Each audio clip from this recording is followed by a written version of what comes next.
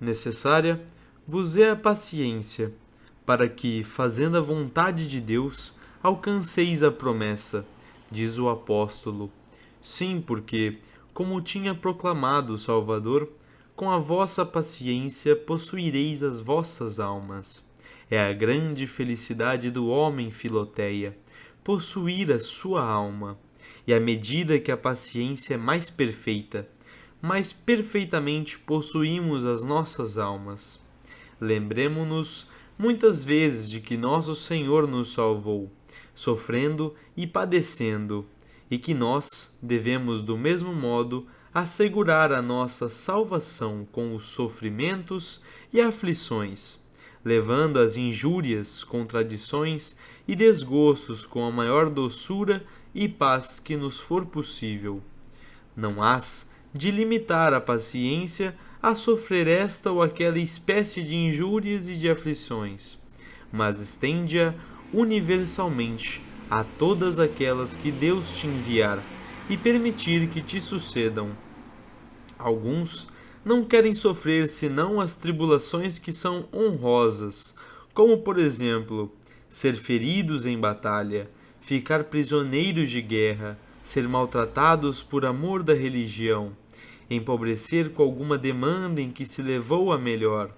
E estes não amam a tribulação, mas a honra que ela traz. O verdadeiro paciente servidor de Deus suporta igualmente as tribulações ignominiosas, como as honrosas. O ser desprezado, repreendido e acusado pelos maus é coisa que só dá gosto a um homem corajoso. Mas ser repreendido, acusado e maltratado por pessoas de bem, pelos amigos, pelos parentes, esse é o verdadeiro mérito. Aprecio mais a mansidão com que São Carlos Borromeu sofreu por longo tempo as incriminações públicas que um grande pregador de uma ordem em extremo reformada fazia contra ele no púlpito, do que todos os ataques que ele recebeu dos outros. Porque, como as picadelas das abelhas são mais penetrantes que as das moscas, assim, o mal que se recebe das pessoas de bem e as contradições que elas movem são muito mais insuportáveis que as outras. E, contudo, isto sucede com tanta frequência que dois homens de bem, tendo ambos boas intenções a propósito da diversidade das suas opiniões, chegam a fazer um ao outro grandes perseguições e contradições. Sê paciente, não só quanto à essência e ao principal das aflições que te sobrevierem, mas também nos acessórios e acidentes que delas dependam. Muitos estariam prontos a receber o mal, contanto que não fossem incomodados.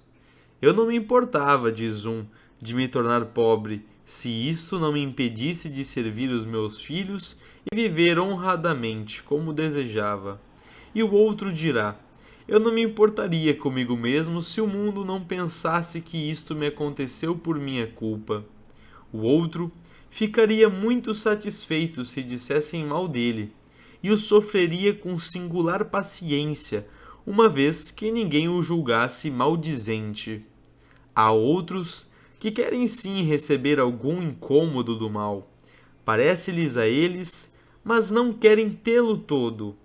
Não se impacientam, dizem, por serem doentes, mas por não terem dinheiro para se tratarem convenientemente, ou porque a sua doença importuna os que os rodeiam. Ora, eu digo, Filoteia, que é preciso ter paciência, não somente por estar doente, mas por ser da doença que Deus quer, no lugar que quer, e no meio das pessoas que quer, e com os incômodos que quer.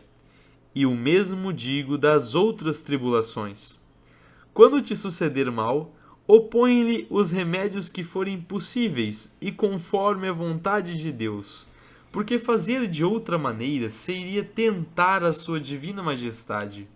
Mas feito isso, espera com inteira resignação o sucesso que a Deus aprouver. Se lhe apraz que os remédios debelem o mal, hás de agradecer-lhe com humildade.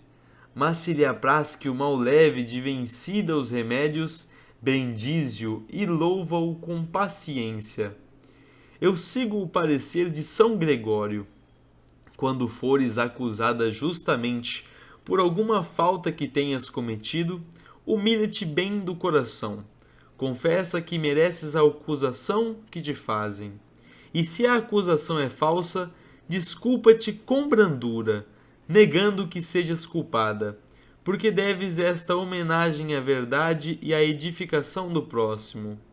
Mas se depois de te desculpares com verdade e justiça, ainda continuam a acusar-te, não te perturbes nem muito nem pouco, e não te empenhes em fazer valer a tua desculpa, porque depois de ter prestado a tua homenagem à verdade, deves também prestá-la à humildade, e assim não faltará o cuidado que deves ter do teu bom nome, nem do devido ao amor da paz, doçura de coração e humildade.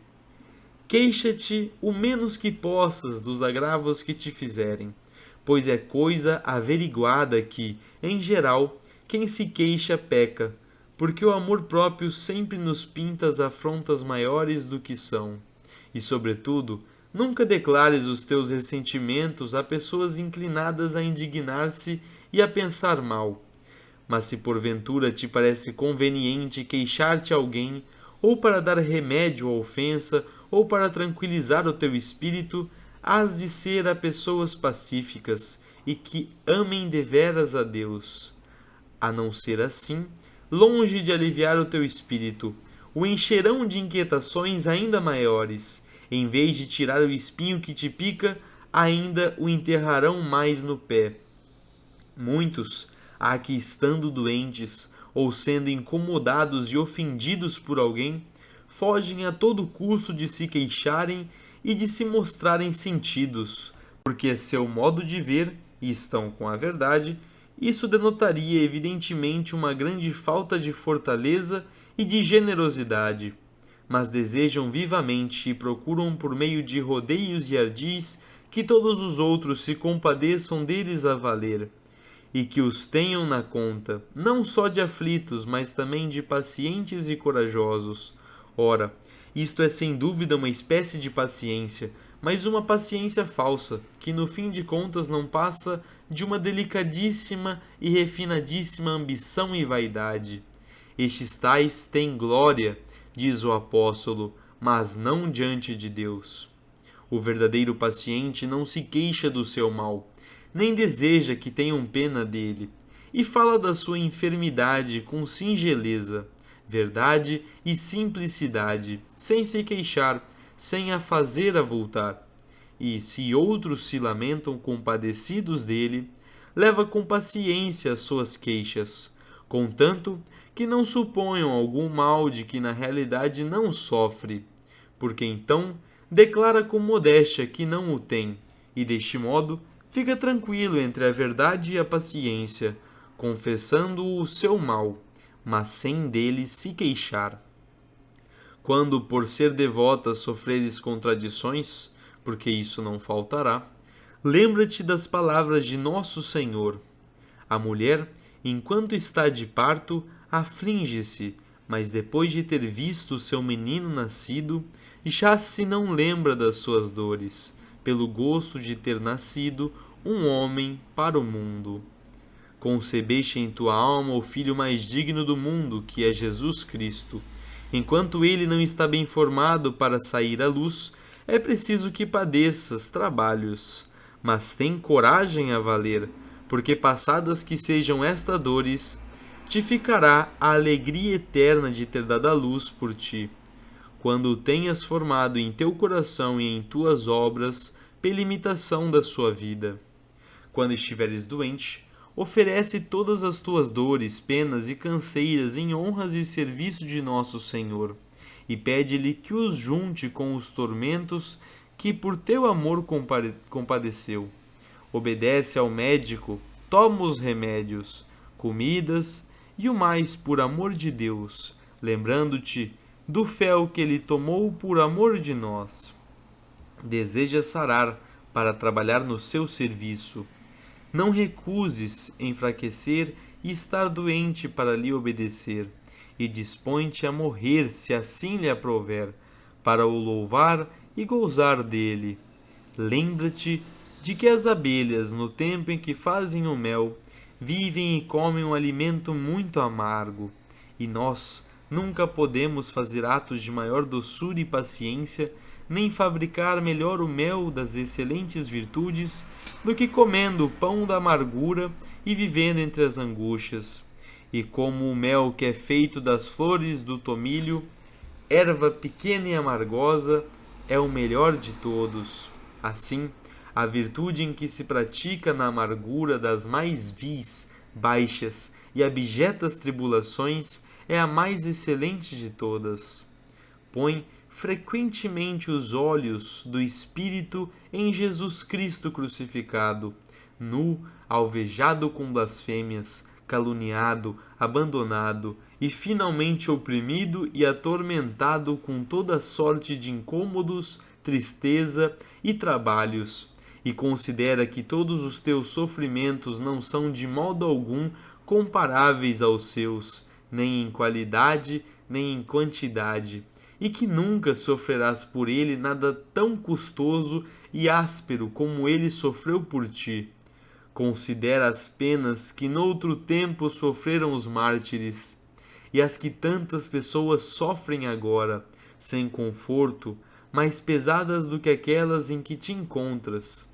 E bem podes dizer: ai de mim, os meus trabalhos são consolações, e as minhas aflições são rosas, se as comparo com as daqueles que sem socorro, sem assistência, sem alívio, vivem numa morte contínua, acabrunhados de aflições infinitamente menores.